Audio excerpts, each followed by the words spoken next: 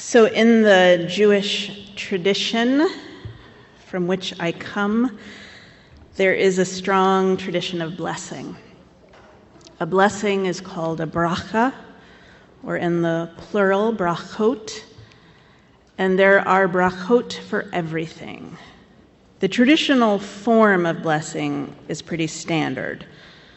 Baruch atah Adonai Eloheinu melech haolam, which very loosely translates as, "Blessed are you, Spirit of life, creator of the universe," followed by the specific activity or event or occasion that you are making the blessing for. There are blessings for eating bread, for drinking wine, for lighting the Sabbath candles, of course, but there are also blessings for seeing the ocean, for hearing thunder, for smelling something wonderful like peonies, for spotting a rainbow. There's a beautiful blessing you say when you wake up in the morning, thanking God for the return of your soul to your body. There is a blessing to say after using the bathroom even, in which you offer thanks to God for the cavities in the human body and for how they most often work very well. And this week I found a bracha that I loved, which is a blessing for the gift of human uniqueness.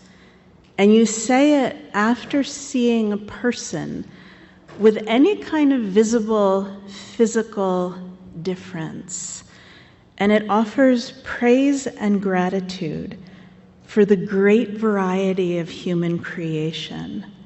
Blessed are you, O God, for the vast, amazing, beautiful diversity of human existence. In the Jewish tradition, blessings don't just come from God. They flow in all directions. So God blesses humans, but humans bless God, and people bless each other.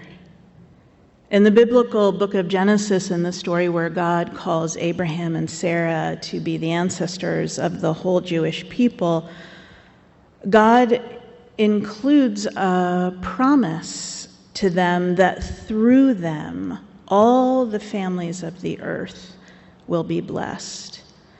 So a blessing isn't a static thing. It's not something we can own or keep for ourselves. A blessing is something that moves. It passes through us and blesses others.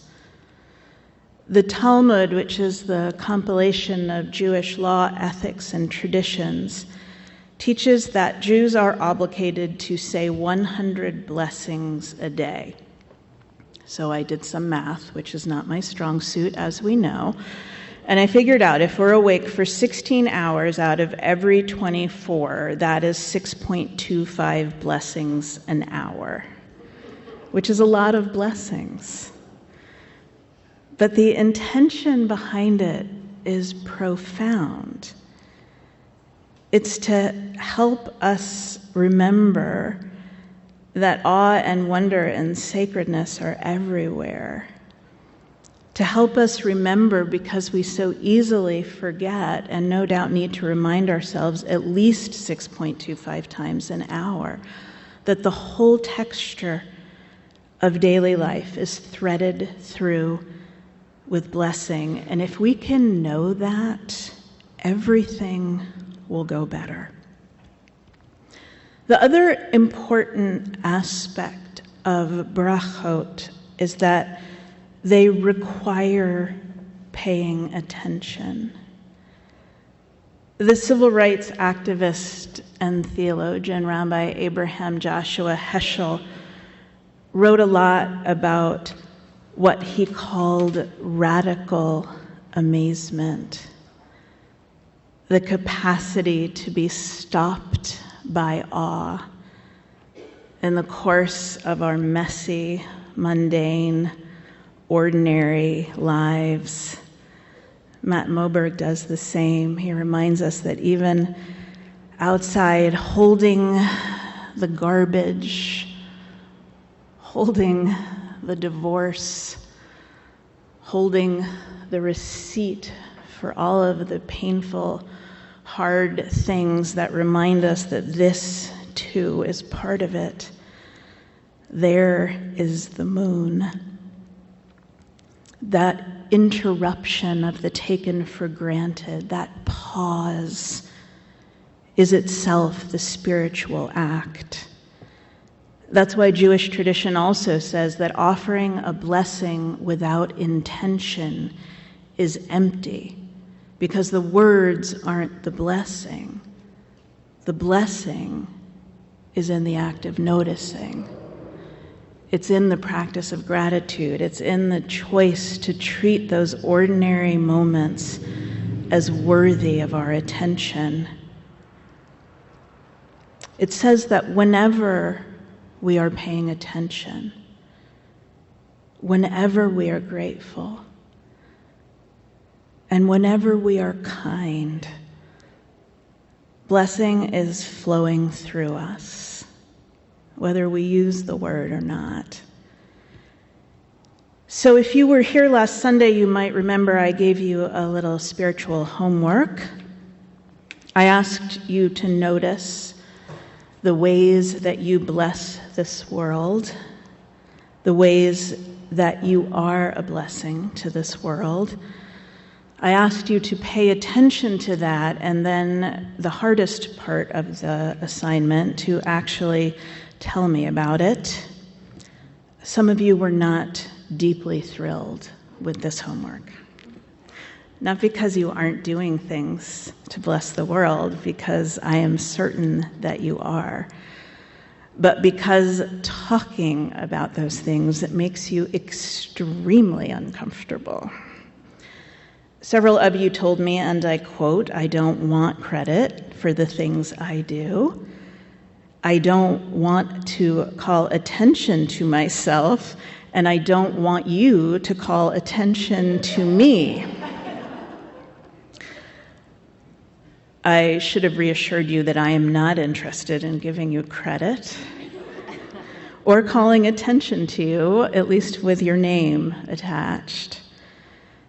And while I do appreciate that most of us don't do the good things we do because we want other people to notice them, there are times in this life when we need to be very clear about who we are and how we are living out our values, and not just individually, but collectively.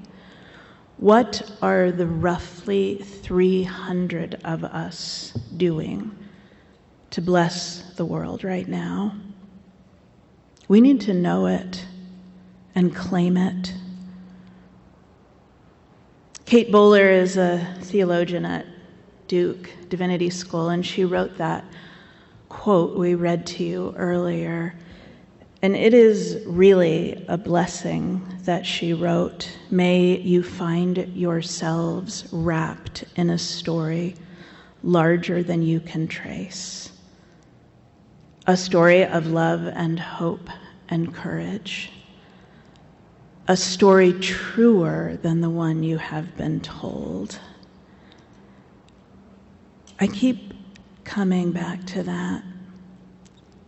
I think many of us have been told a story, probably more than one, that does not help us to know ourselves as a blessing to this world. A story that keeps us smaller than we are.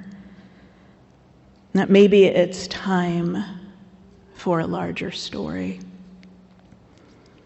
And I'm so grateful to those of you who did write to me this week with your blessing reports, because I know it took some courage to tell on yourself. But this is how we tell that larger story. The story of our own worthiness and belovedness, but also the larger story of our congregation. and the hope and courage and goodness that we put into this world. One of you told me that you bless the world by smiling at people. You smile at people at the grocery store, or walking down the street, even in rush hour traffic, and you get beautiful smiles back.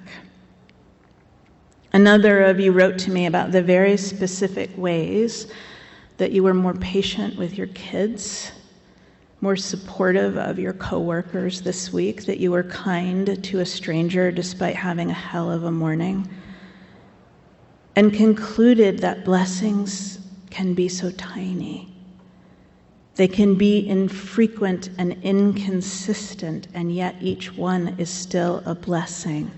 And you can't take it away. You can't undo it after the blessing happens. Another of you wrote a little bit of unwitting poetry. I am a blessing each and every day that I'm able to help the universe experience itself. When I'm able to marvel at flowers and pet my cat and listen to bird song.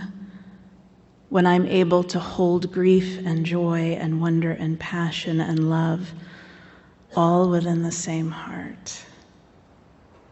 I'm the universe's blessing from itself just by being here to behold all of these blessings. So beautiful.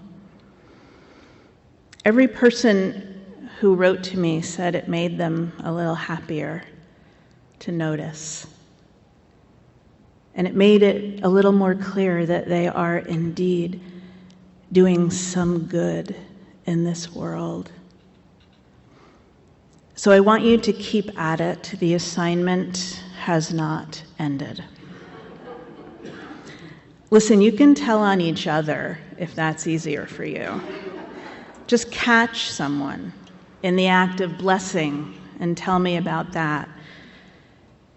And if blessing isn't the right word for you, you can simply think of this as how you are bringing the values of our faith, the values of respect and dignity and compassion and generosity into your life outside of these walls. Blessings are usually small. Matt Moberg says we plant tomatoes, even though the grief is real. We bake bread, even though the news is on fire. We send photos of the sky to people we love with captions like, "Look," as if beauty is an emergency and we're all volunteer firefighters. It matters. It matters because, as you may already know, this week the United States Department of Defense quietly removed Unitarian Universalism, along with 107 other religious traditions, from its list of recognized religions. Unitarian Universalism is a tradition going back to the Reformation. It is a tradition whose ministers have served as chaplains in the Civil War. A tradition that includes John Adams and John Quincy Adams and Clara Barton and Louisa May Alcott and all of the transcendentalists and social activists unrecognized as a legitimate religion. My longtime colleague and longtime Army chaplain, Reverend George Tiger, addressed the decision this week, saying this was short-sighted and exclusionary. It communicates something harmful, even if the Department of Defense insists it is only administrative, because symbols matter. Visibility matters. Being named matters. And when a faith tradition disappears from an official list, people understandably hear a message that they have been made less visible and less welcome. But at the same time, he reminded people that this change doesn't erase Unitarian Universalism. It doesn't erase us from the military. where UUs have served in uniform for generations, and it doesn't remove the constitutional rights of UU service members or any others whose religion is no longer recognized. Tiger writes, our theology, our conscience, and our service do not depend on an administrative code. The other, perhaps more disturbing news is that also this week the White House released the 2026 United States counterterrorism strategy. I don't know if you saw it, but the document explicitly identifies, and I quote, radically pro-transgender groups as one of the three main types of threats it intends to address. So we don't know exactly how or what this will mean for individual activists, for the nonprofits that support trans rights and trans people, for state governments like Massachusetts that have voted rights for trans people into state law, or for our own faith tradition, which is unapologetically, radically pro-transgender and has just been declared a non-religion. What I do know is this, that both Unitarianism and Universalism have been declared illegitimate, dangerous, and outside the bounds of acceptable religion before. And our response has never been to become smaller or quieter, to love fewer people instead of more people, or to stop insisting on the full worth and dignity of every person. And that will be our response now. We are living in a country whose administration is working overtime to sort people and to tell us who matters and who does not, whose suffering is worth our attention and whose is not, who deserves care and protection and who does not. And that is a very small, very fearful, very hate-filled story, but we know a truer one. And we are going to keep practicing the most important resistance there is, which is to show up with the affirming and beautiful values of our faith as loudly as we can. Our values become real in practice. They become real not when we declare them, but when we enact them over and over again, until they are not just things we believe, but things we are. It's genuinely hard right now. I hear it from you. I feel it myself. There is a kind of exhaustion that comes not from doing too much, but from caring in a world that seems to punish caring, from holding on to hope when the news is relentlessly bad, and from practicing compassion in conditions that are specifically designed to make compassion feel naive. And I think many of us carry around this quiet shame that we are not doing enough, that we're not enough, which is why you don't want to tell me about the ways you are blessing this world. Kate Bowler says, feel your own worthiness. Feel your own belovedness as you are in your ordinary life with its very real limits, doing the imperfect best you can.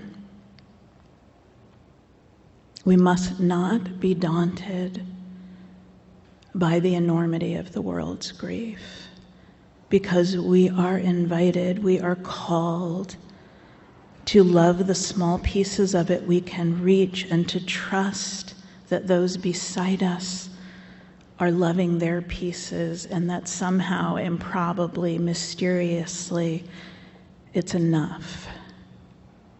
Small acts of love done faithfully over time in community. It changes the world. And we're never going to be able to trace the whole story. We don't know where our particular thread goes, how far it reaches, what it touches. We can't know when these tiny acts of blessing, these tiny acts of courage and kindness will turn out to have been hugely important to someone else's story. All we know is that we are part of it. We are part of the story of love and hope and courage. It goes back further than just our own lives, and it reaches forward further than we can see. So the Department of Defense may not recognize us, but we recognize each other. We recognize the sacred in one another, and we bless each other, and those blessings move through us and into the world. And in the end, I believe that is what religion actually is. That's in fact the whole thing. So may you find yourself wrapped in a story larger than the one you can trace. A story of love and hope and courage. A story of blessing. So go and live it this week.